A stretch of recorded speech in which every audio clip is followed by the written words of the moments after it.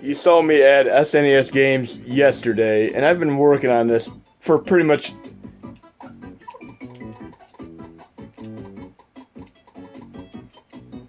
You saw me add SNES games to the SNES Classic yesterday, but I've been pretty much working with this for the last week. Literally from the moment I got home with the system. I got two systems, luckily. One of my friends stood in line with me for 3 hours to help me get my second system. I want to have one that I would leave alone and never modify or touch, and then I wanted one that I would play around with just like the NES Classic for the last year. Anyways, I'm proud to say today that I got RetroArch running. I was tweaking it for the last several days, and I ran into a few issues where I would get C8 errors when I quit games to the main GUI. I would try loading games and it would just go right back to the main GUI immediately, but I was able to load the RetroArch file as a game and load the content and the cores in the games just like I previously did on the NES Classic when RetroArch was first introduced. Anyways, we're going to test out literally the first game I did in my 2500 game setup video, Michael Jackson's Moonwalker. As you see, I have folder management working too, and Cluster did a phenomenal job ironing out the kinks with that, because initially, once we passed 30 games, it was starting to get a little buggy, but this is the most recent revision, and it's running so awesome right now. So a few days from now, a week or two, you're going to all be able to try out the official version. We have Michael Jackson's Moonwalker here, on MAME 2003. Select and Start pulls it up.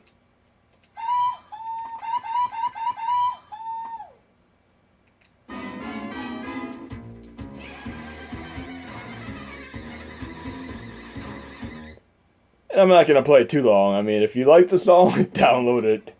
And we're going to do Sly Spy, which is literally the first game I played on MAME over 20 years ago, along with Michael Jackson's Moonwalker.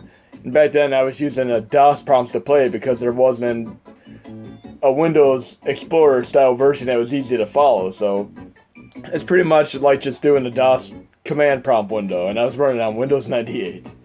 And I also played this game in a pizza shop that I used to frequent when I was a kid as well. Winners don't use drugs. I'm almost expecting to see Ronald Reagan as well here. Here we have a pseudo John Travolta instead. And it's made by Data East, a company that made a lot of excellent arcade games. They also made Bad Dudes. Welcome, Agent. And I believe they made Karnov as well. I love Karnov. That's a great game on NES and in the arcade. And of course, he made an appearance on Neo Geo too. And he's the boss at the first level of Bad Dudes. Easter egg. I always love this intro here where you have the skydiving sequence. This game is quite a bit like a Rolling Thunder game.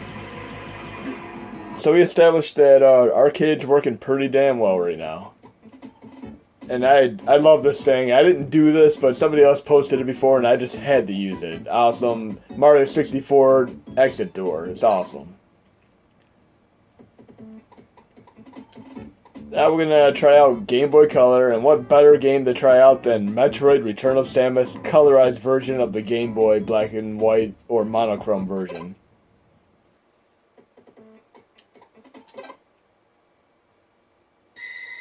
And I worked on trying to colorize this game many years ago with a hex editor. There's two guys that really did such a fantastic job putting this together. I spent hours trying to make one and it never quite got as good as this. I showed it in my Game Boy colorizing video. You can see the one that I did. But this displays correctly. The colors are all fixed. I really want to go out and get the 3DS Return of Samus reboot. I didn't even know about the game coming out because I've been so busy working with Hackshi and just my general work and, you know. But I have a Best Buy rewards card and that Gamers membership, and I can get it for about $88 off, so I can get it for $32. Ain't too bad for a Metroid game. It's been a long time since they've had a 2D Metroid game. Remember when I first got Metroid Fusion and Metroid Zero Mission, I literally played them from the moment I popped them in to the moment I beat them. I played them for hours on end. Just like all the Castlevania games. So we have Metroid Return Samus. It works quite well. We're going to test out NES and see how that runs on here. what better game to test than one of the worst NES games ever? Arguably. And there's another thing that you might have seen in my previous videos. Cheats. I added a cheat HMod for this, so we're going to see if this works. We're going to pull up the RetroArch options. We're going to go to Quick Menu, Cheats, Load Cheat File, and we're going to go to Deadly Towers. See if this cheat works. Now, if you push the wrong button when you're in the RetroArch settings, due to the fact that you do not have an actual keyboard for input, you're going to freeze the system and you have to power it off and back on. Just remember that. So if I was to push the B button right now on my controller, it would just freeze and it would ask for an input, which I cannot do since I do not have a keyboard. It's harmless to the system. You'll learn your lesson really quick, but it's a thing that comes along with RetroArch and certain options that you try changing. And especially if you start messing with the audio settings, you're typically going to have to uninstall and reinstall RetroArch because you're going to end up having no audio at all since you can't change it to anything. Certain options you can, though. But anyways, we're going to make this, won't take any damage. I'm going to apply the change. Back out. And of course you can go through my other videos that I've done for NES Classic because all of them are going to apply to the SNES Classic now except for one.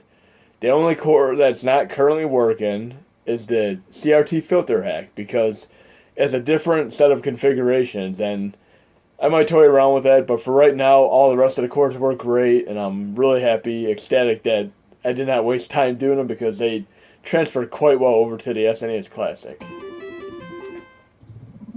So let's see if I have no damage working right now.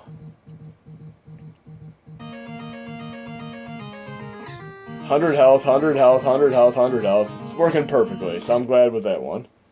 Now we're going to test out the rewind feature that I did in my previous video here. Oh, and while we're here, how about we try out this awesome hack of Metroid using the original code, and this has to be one of the best hacks that I've ever seen. Metroid Rogue Dawn.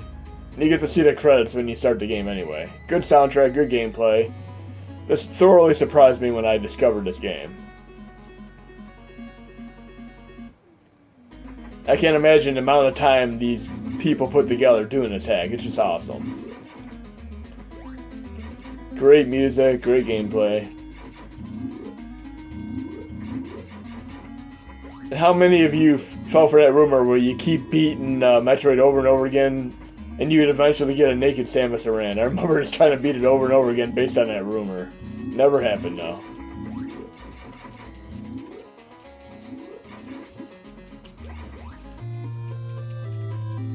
Anyways, that's Metroid Rogue Dawn. Exceptional game there. We're going to try a few other things before I shut the video down. We're going to test out the rewind feature, and I'm going to do it with Pilotwings again. It's going to be on the SNES 9X 2005 core. So I'm going to pull up the options again. I'm going to go into settings. I'm going to go into frame throttle. Turn rewind on. I already have it on. So if you run a core and you start getting laggy games or slow gameplay like the PlayStation core, come back in here and disable rewind. You'll see that it'll fix it again. Not every core supports this. If you try using this on the 2010 9X core, it's not going to work as well as the 2005 core. Now, obviously, with the Canoe, for SNES Classic, you already have your rewind to begin with. And I showed you how to manipulate the length of your save states in my previous video on adding SNES games to the SNES Classic. So we got rewind enabled. I'm going to go back here. We got to go to input hotkey-binds. I'm going to go to rewind, and I'm going to program to the R key. Now see right here where it's giving me a chance to program it. If you would have pushed the wrong button on the Deadly Towers thing I did, that would have stayed up on the screen indefinitely until you powered the system down. So we're going to go back and test this out and see if rewind works out here. We'll do the skydiving stage. By the way, this is my favorite game for Super Nintendo. I have Mike Tyson's Punch-Out as my favorite NES game, and this is my favorite Super Nintendo game.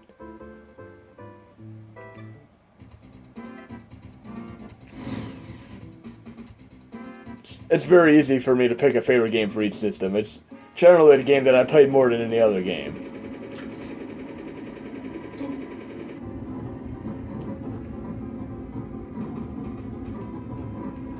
And I really love the Pilotwings for Nintendo 64. I'm hoping if they do an N64 Classic Edition, that they include Pilotwings this time.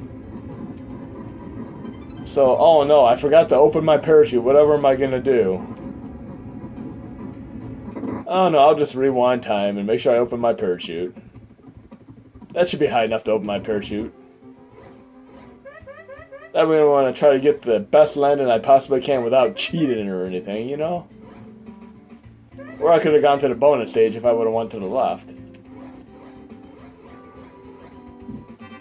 Oh no, not quite perfect. I could have rewound it and fixed that, but I'm just going to let it stick.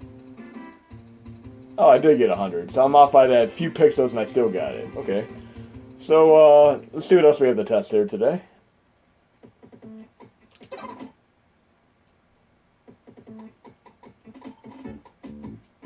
And Sega CD is one thing that I was really happy to get running with highly refined compression. And I run full games with video and the music intact. I've also done rips of them, and you can see these in my previous videos. But you'll need the Genesis GX core, Genesis plus GX core that I updated. You'll need the BIOS for Sega CD, and of course you'll need RetroArch. And we're going to try out the Dragon's Den demo, see if it runs.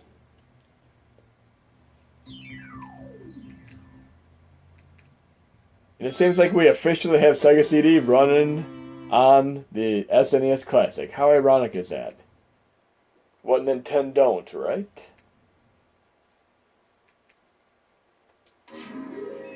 I've always loved this game. I'm a huge fan of the whole Don Bluth video game series here. And I remember when I rented this game on Sega CD multiple years ago, I must have stayed up all night for like a good 6 to 8 hours trying to beat it. And after I got everything down to patterns and everything, I was able to go through the game in like 11 minutes flat. Now we're going to try out what is probably arguably one of the worst SNES games, but it was also put on Sega CD, but with an epic soundtrack that's equivalent to a Hans Zimmer soundtrack. I'm not sure who did the soundtrack to this particular Sega CD game, but if you see some of my other videos, you'll see that I also got Atari Jaguar, TurboGrafx CD, Game & Watch, and multiple other cores going. I mean, I just spent a lot of time doing lots of testing, lots of flashing, lots of compiling to try to get everything I possibly could running, and I'm truly happy that you guys will be able to share in this. Again, there's going to be 2 different RetroArchs, for now at least, unless something changes with the Hackshi. There'll be the NES Classic one, then there'll be the SNES Classic one. You don't want to install the one on the other one because then you'll end up having an issue with loading games from the main GUI. So I'm going to distinctively name those differently, but otherwise all the other cores are going to be able to be installed between both systems because all the path changes are going to be within Hackshi itself. There is one case that's a little bit different with SNES games because they're going to try to go to GNU, but I'm going to do a follow-up video where I'm going to show you how to make them run with SNES 9X, 2005, 2010, etc. So we're going to hear this epic soundtrack in a god-awful video game here.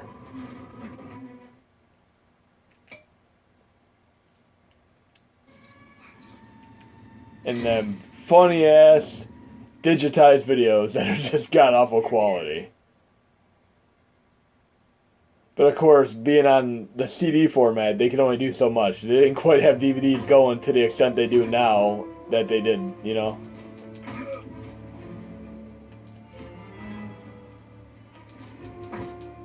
I almost feel like I'm playing a LucasArts Star Wars game right now, and it definitely fits right into a Hans Zimmer or John Williams, you know. Great soundtrack here. But I don't know what to say about this game. I'm trying to remember if Angry Video Game Nerd ever did a video on this. I think he did when he did a Sega CD video.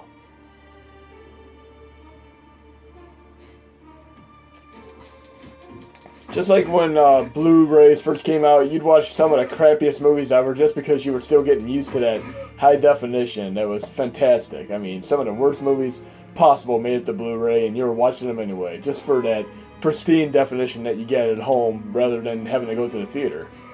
I'm kind of feeling the same way right now playing this god-awful game with this fantastic soundtrack. I don't think I'll ever tire of this awesome soundtracks that they have on Sega CD. Anyways, I hope you enjoyed the video, and I'm going to post the fixed RetroArch so you can play it on the SNES Classic, and I'm going to try to time it with the release of Hackshi so you guys will have the best possible finished product to run these on. So I don't want you to have any bugs or to, run into any snags. I'd rather you have the smoothest experience possible based on a work of Cluster, Mad Monkey, Honey Lab, etc. I mean, everything's going exceptionally well. And many of the bugs that you saw in my previous video, such as the redirects, the art disappearing, a few things like that, they've been rectified. I mean, everything's fantastic now, and I'm really, really loving the status of the commits he's been making on Hackshi over the last several days. He needs to get some sleep, though. I mean, he's working his ass off doing this. Anyways, hope you enjoyed the video. There'll be more to come.